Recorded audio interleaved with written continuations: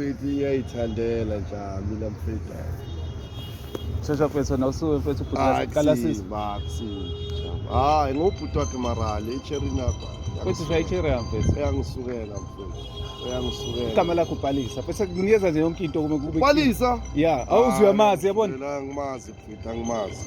Mfethu why mfethu udla icherry mfethu? Angimazi mfethu. And ikutshenile futhi nomuntu wat. Isiphiwe naye uyabona lento zakho manje ama TV nayo lihlolo yami. Uyabona manje sekuthiwa ngidla abantu babantu. Mfethu udla icherry yami.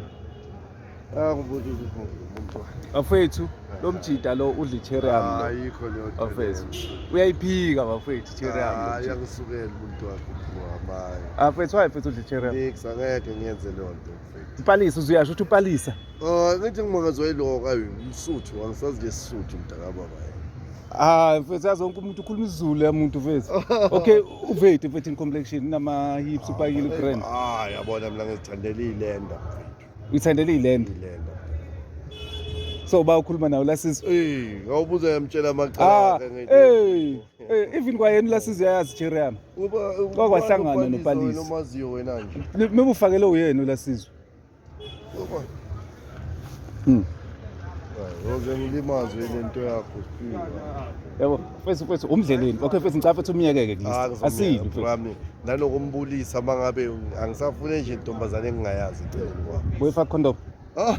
Mfethu ngifuna ukubuza lo mjida. Uthanda ngisho inamba ethi iPalisa efonini yakho. Nayo mntakababa ngisho. Okay, into engicela mfethu nje ungangimithisi mfethu uyabona manje upreg vele. So but angikho sure ukuthi ingane yami. Yabona mfethu akapali. Nix. Hey maybe umseve ngezinye izinto. And ushilo wathi uyazi ukuthi yena uyazi ukuthi yena unomjida mfethu. Ngeke mfethu umuntu angiyamsaba mfethu. Angiyamsaba umuntu. I'm a prankster jaya. Ngakuprank. Ngambaba mfethu. Baba. Lalela mfethu. Yeah. So ngimprankile ke bafethu. Kade khona mfethu akade besecela mangihlangana nawo ngiprank. So nangu ngimprankile ngimtholile namhlanje ngihlanganile naye. And then hayi ngimbambile. Mfethu angazi uPalisa.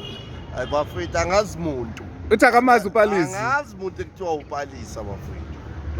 Angidli nje abantu babantu. Ufakele ulasizwe icherry yami. Ngeke.